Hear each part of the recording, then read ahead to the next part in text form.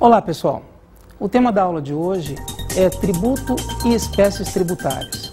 Esse tema ele é muito importante, uma vez que gera muitas discussões, tanto na doutrina quanto na jurisprudência.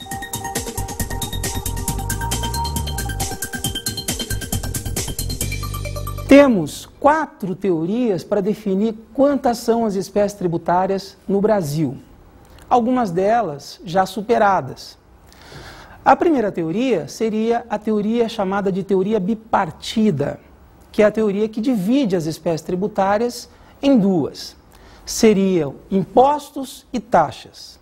Essa teoria, capitaneada pelo professor Alfredo Augusto Becker, jurista gaúcho, dizia que todas as espécies tributárias do Brasil poderiam ser resumidas em duas espécies, ou impostos ou taxas.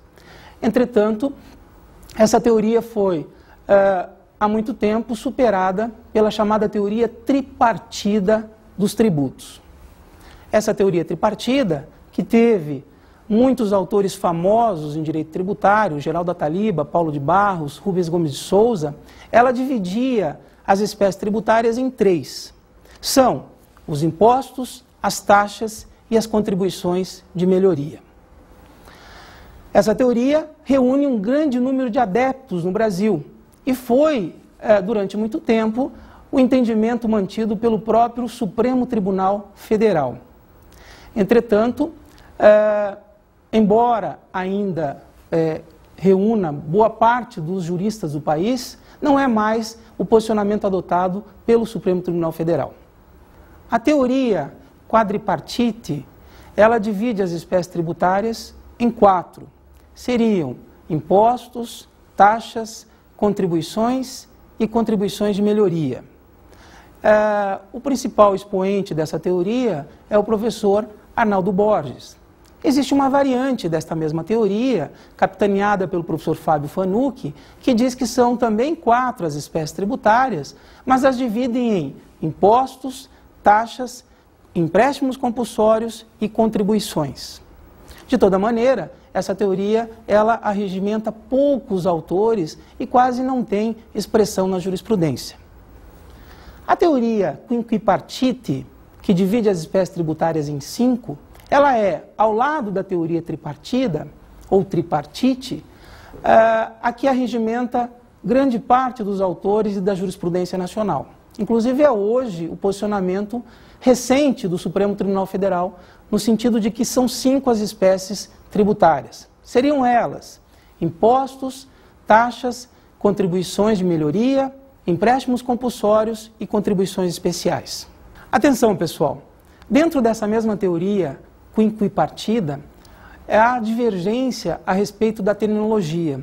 Alguns autores, ao invés de chamar de contribuições especiais o gênero, e aí colocar como subespécie contribuições sociais, este é o posicionamento da maioria, coloca como gênero a expressão contribuições sociais. Essa não é a teoria majoritária. Entretanto, é importante que se tome cuidado na hora de examinar os autores. Dentro ainda do contexto da teoria quinquipartida, é importante saber o principal motivo que levou a essa divisão em 5 espécies tributárias. Alguns autores não davam importância à finalidade na espécie tributária. Dizia que a finalidade dos recursos arrecadados, ela não tinha importância nenhuma para definir esta ou aquela espécie tributária. É o que diz também o artigo 4º do Código Tributário Nacional. Vamos examiná-lo. Código Tributário Nacional, artigo 4º.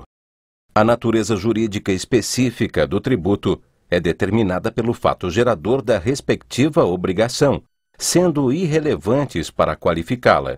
Inciso 1º. A denominação e demais características formais adotadas pela lei. Inciso 2º. A destinação legal do produto da sua arrecadação. A destinação, portanto, ela, segundo o Código Tributário Nacional, ela não tem tanta importância para definir a espécie tributária.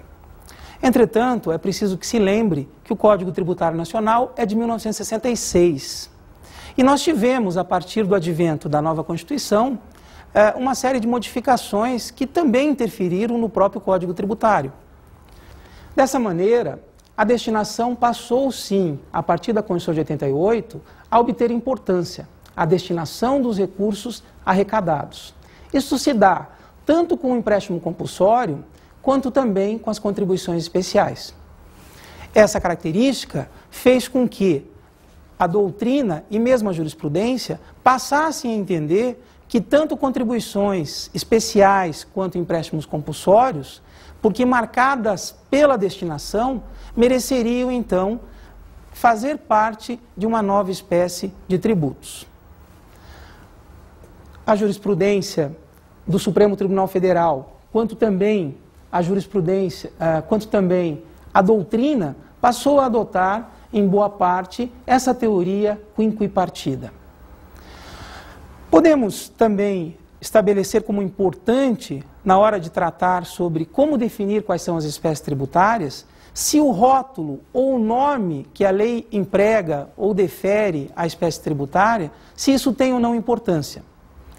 O inciso 1º do artigo 4º, ele diz que o rótulo não tem importância nenhuma, ou seja, o nome e as formalidades que a lei estabeleceu para determinado tributo, que isso não tem importância para definir a espécie tributária. Isso, de fato, acontece. Às vezes, é possível que a lei chame de taxa algo que, examinando a sua natureza, o seu fato gerador e a sua base de cálculo, chegaremos à conclusão que se trata de impostos. É importante definir, então, e deixar muito claro que, quando se fala em espécies tributárias e verificação da sua natureza, nós teremos que examinar não o nome que a lei atribuiu ao determinado tributo, mas sim o seu fato gerador e a sua base de cálculo. Porque o próprio Código Tributário, no inciso 1 do artigo 4º, nos ensina e nos determina que o rótulo não tem importância nenhuma para a definição da espécie tributária. Em suma, para que se determine a natureza de um determinado tributo que se está a examinar, é preciso verificar qual é a sua hipótese de incidência, ou fato gerador, e a sua base de cálculo, conforme verifica-se do artigo 154, inciso 1 da Constituição. De maneira que não importa o nome que a lei tenha atribuído à espécie tributária, porque isto não definirá a sua natureza. Desta maneira, quando uma determinada lei chama de taxa algo que, examinando a hipótese de incidência e a base de cálculo, verificaremos que se trata de imposto se tratará. O nome iuris, a nomenclatura, o rótulo, não tem importância nenhuma, portanto, para definir a espécie tributária.